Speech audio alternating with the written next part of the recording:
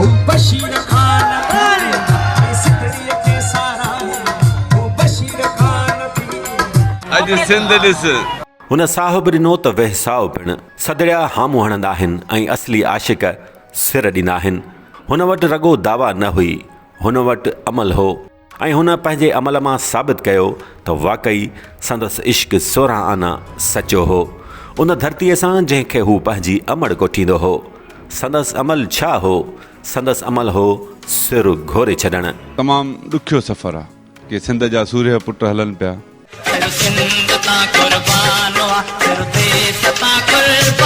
हुन पंहिंजी जवानी जेलनि हवाले कई, पंहिंजूं ख़्वाहिशूं ऐं ख्वाब सियासत जे सराब खे सौंपिया।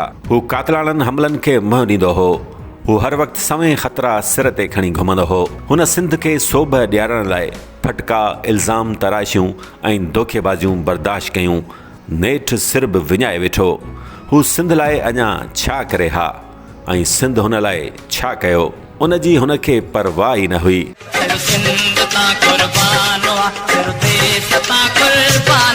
वटसि न मगी हुई न ठगी। हू त हिन धरतीअ जो सदोरो पुटु हो। हा, बाक़ी वॾो को सरकिश क़िस्म जो माण्हू हो। सिंधू दरियाह जहिड़ी दिलि धारींदो हो। दुश्मन मुंहिंजो ड्राहे न सघंदो नक्शो सिंध जो।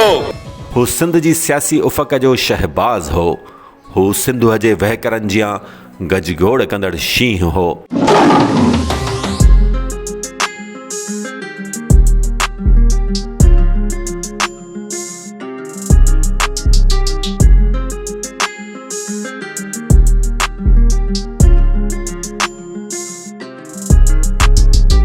जेको नतीजनि जी परवाह करण खां सवाइ अॻिते वधण जो आदी हो ऐं इश्क जी आख़िरी आज़माइश बि पूरी कंदे सिंध खे सिर सुखड़ीअ तौरु पेश करे छॾियईं।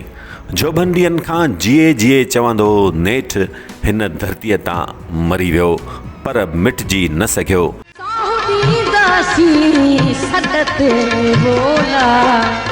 हिन धरतीअ जे ॻोल्हे ते अॼु ताईं जेके बि दिलेर पैदा थिया उन्हनि मंझां हिकु ही बि हो।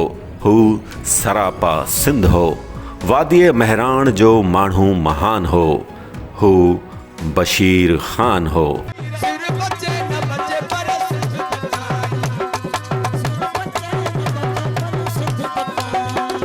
हिन क़ौमी सियासत जे अड़ांगे सफ़र में जेके क़ुर्बानियूं ॾिनियूं उन सबबु जीअर ई संदसि नालो वॾी इज़त ऐं एहतराम सां वरितो वेंदो हो। जॾहिं त संदसि विछोड़े बाद संदसि मान ऐं मर्तबो वेतर वधी वियो।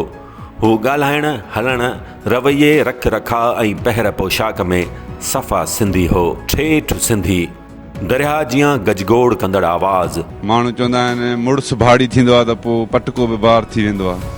पर लहजो मिठो, मथे ते हर वक़्तु सिंधी टोपी, रंगीन काटन जा कपिड़ा खेसि ॾाढा पसंदि हुआ। लातीनी अमेरिका में चे गवेरा जेतिरो मशहूरु आहे, बशीर ख़ान सॼी दुनिया में सिंधियुनि वटि उन खां बि वधीक मक़बूल आहे।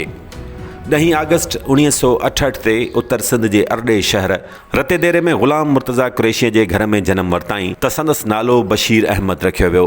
संदसि साथी जवानीअ में खेसि बशीर ख़ान कोठणु लॻा। संदसि वालिद जी किर्त अटे जी चकी ऐं अनाज जो वापारु। हिकु मानी मच्छीअ वारे कुटुंब जे लाॾले बशीर अहमद कुरैशी मैट्रिक ताईं तालीम पंहिंजे शहर रतेदेरे मां ई पिराई। शिकारपुर जे CNS कॉलेज मां 1976 धारा इंटर करण बाद ज़रई यूनिवर्सिटी टडुजाम में दाख़िला वरिताईं। हितां ई हिन सादड़े उतरादी छोकिरे सियासत जो अड़ांगो पंधु बाक़ाइदे शुरू कयो। 1980 में खेसि पहिरियों सियासी उहिदो मिलियो। हू GA सिंध स्टूडेंट्स फेडरेशन ज़रई यूनिवर्सिटी यूनिट जो सदर चूंडियो वियो। 2 सालनि बाद जसाफ़ जो मरकज़ी नायब सदर चूंडिजी वियो ऐं 1986 में जसाफ़ जो मरकज़ी सदर मुक़ररु थियो। जॾहिं त 1990 में पिणु साॻे उहिदे ते ॿीहर चूंडिजी आयो। GA सिंध फ़िक्र जे बानी साईं GM सैद जी सियासी शफ़क़त हेठि त हू 1976 खां ई अची वियो हो। साईं GM सैद बशीर ख़ान कुरैशीअ जो न रुॻो सियासी उस्ताद हो, पर बशीर ख़ान पाण चवंदो हो त साईं GM सैद खेसि ईअं भाईंदो हो जीअं पंहिंजे औलाद खे प्यारु ॾिबो आहे। बशीर ख़ान कुरैशीअ में उहा ख़ूबी हूंदी हुई त जॾहिं बि सिंध जी का न्याणी खेसि सलाम कंदी हुई त हू सिंधी रिवायतुनि मूजिबि संदसि मथे ते हथु ज़रूरु रखंदो हो। दिलचस्प ॻाल्हि इहा आहे त 1 जनवरी 1985 ते जॾहिं हू घोटु बणियो त खेसि पातल सिंधी टोपीअ ते बि जीए सिंध लिखियलु हो। हू सिंध खे पंहिंजी जीजल अमड़ मञींदो हो ऐं हिन धरती माउ बि खेसि दुआउनि जा बेशुमार गुलाब आछिया। 5 अप्रैल 1995 ते साईं जीएम सद जे लाॾाणे बाद जीअं सिंध क़ौमी महाज़ जो बुनियादु विधो वियो त उन वक़्तु बशीर ख़ान कुरैशी जेल में हो, पर तंहिं हूंदे बि खेसि जस्कम जो डिप्टी कन्वीनर मुक़ररु कयो वियो, जॾहिं त 1998 में हू जस्कम जो चेयरमैन चूंडियो वियो, जंहिं उहिदे ते हू ज़िंदगी जी आख़िरी घड़ियुनि ताईं रहियो। अमली तौरु सियासी मैदान में पेर पाइण बैदि ॼण हिन लाइ जेल जा दरवाज़ा बि खुली चुका हुआ। सिंध जो ही बहादुर अॻवान जुमिले तौरु 10 सालनि खां वधीक जेल में रहियो। खेसि पहिरियों भेरो हैदराबाद ज़िले जे टंडोजाम थाणे जी पुलिस 1978 में गिरफ़्तार कयो हो, जॾहिं त हू 15 जनवरी 1985 ते रते देरे मां गिरफ़्तार कयो वियो हो। इस 10 कोड़नि जी सज़ा पिणु ॾिनी वई हुई, जॾहिं त 11 अगस्त 1988 ते सिंध में थियल नस्ली फ़सादनि दौरान पिणु खेसि गिरफ़्तार कयो वियो। हिन भेरे बशीर ख़ान खे 18 महीननि ताईं जेल में रखियो वियो। वरी खेसि 2 जनवरी 1999 ते ॿीहर गिरफ़्तार कयो वियो ऐं साॻे साल जे नवंबर महीने में आज़ादु कयो वियो। बशीर ख़ान कुरैशी खे आख़िरी भेरो 15 सेप्टेंबर 2011 ते ग़ैर क़ानूनी हथियार रखण जे कूड़े इल्ज़ाम हेठि कराचीअ मां गिरफ़्तार कयो वियो ऐं 3 ॾींहंनि खां पोइ खेसि ज़मानत ते आज़ादु कयो वियो। मथसि केतिरा ई भेरा कातिलाणा हमला बि थिया, जिन में हू ज़ख़्मी बि थींदो रहियो, पर संदसि हौसलो पस्त थियण बदिरां हू इन्हनि हमलनि बाद अॻु खां अॻिरो नज़र आयो। सखर खां कराचीअ ताईं पहिरें पंधु लांग मार्च में पेर पिथूं थियण बावजूदि हू पोइ ते न हचियो।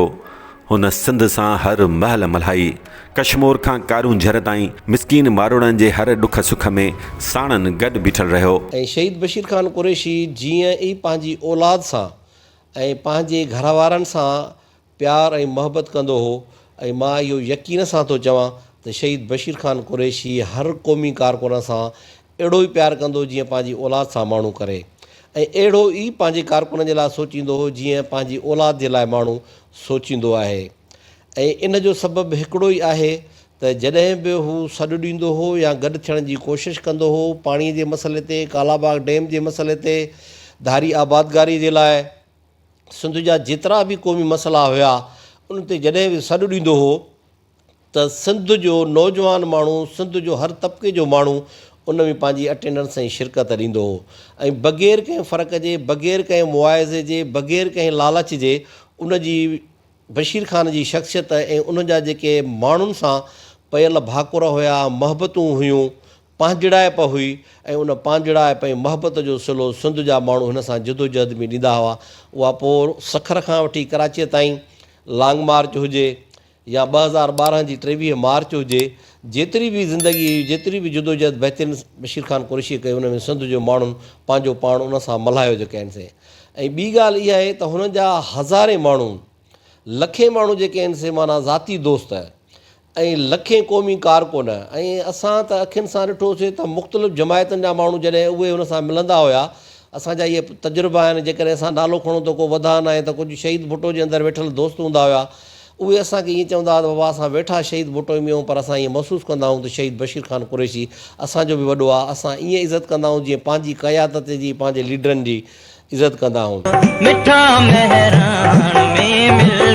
सिंध जो उहो कहिड़ो मसइलो हो जंहिं ते बशीर ख़ान आवाज़ बुलंद न कंदो हो, रैलियूं एहतजाज धरना न हणंदो हो।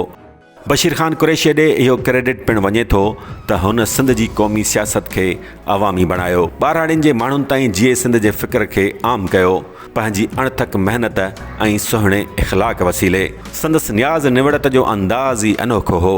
मथसि जेकॾहिं वॾे जो लक़ब पियो त हुन वॾो थी ॾेखारियो, न रुॻो पंहिंजनि कारकुननि पर सिंध जे आम माण्हुनि, मिसकीन बहरियतनि, नंढनि वॾनि सां मोहबत, इज़त ऐं सुहिणे इख़लाक़ सां पेश ईंदो हो, ऐं संदसि अहिड़े प्यार ऐं पाॿोह भरे रवैये संदसि इज़त में वाधारो कयो।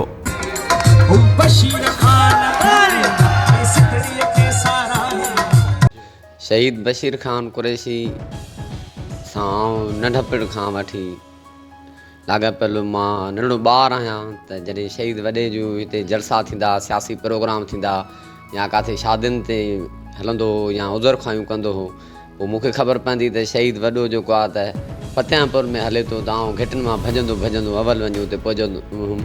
पर जॾहिं बि शहीद रोड रस्तनि ते गाॾियुनि ते मूंखे नज़र ईंदो त आउं हुन जी गाॾीअ खे कढ लॻंदो हुउमि। जॾहिं मूंखे शहीद वॾो ॾिसंदो त हीउ भॼंदो थो अचे त मूंखे गाॾीअ तां लही भाकुर पाईंदो ऐं मूंखे चुमी ॾींदो ऐं मूंखे खर्ची ॾींदो। कॾहिं कॾहिं मुंहिंजे कन में हथु विझी चवंदो त एॾो भॼंदो न कर, मथां धकु न लॻी पई। ऐं शहीद मोहतरम बशीर ख़ान कुरैशी जूं जेके यादियूं आहिनि, ऐं हू हिकिड़ो फ़क़ीर सिफ़त माण्हू हुयो, बुज़ुर्ग सिफ़त माण्हू हो, जेको अॼु लखनि करोड़नि माण्हुनि जी दिलि में राह थो करे। संदसि रग रग में सिंध वसियल हुई, एसि ताईं जो हुन पंहिंजी ज़ाती पसंदि नापसंदि सिंध सां सलहाड़े छॾी हुई। हिन सिंधी क़ौम खां कॾहिं बि का तक़ाज़ा न कई। हुन वोट न घुरियो पर मोट घुरी, जेका सिंधी क़ौम खेसि भरपूर ॾिनी। इहो ई सबबु आहे जो अॼु बि सिंध जो सभ खां महबूब सियासी लीडर आहे। हू दिलनि ते अॼु बि राज करे थो। सिंध अॼु बि हिन लाइ तड़पे थी, सिंध जी दिलि अॼु बि हिन लाइ धड़के थी। हू जिस्मानी तौरु सिंध वासियुनि खां विछड़ी चुको आहे, पर संदसि सुगंध सिंधू दरियाह में वासियल आहे। संदसि हुबकार सिंध जी हवाउनि में घुली रही आहे। संदसि सुरिहाईअ जो दास्तान किरोणे दिलनि में महफ़ूज़ आहे। सिंध खे बशीर ख़ान कुरैशीअ ते फ़ख़्रु आहे। हिकु ॾींहुं दुनिया जूं मज़लूम क़ौमूं सिंध जी धरतीअ खे सलाम ज़रूरु पेश कंदियूं, जो तो बशीर ख़ान जहिड़ो जोधो पैदा कयो। बशीर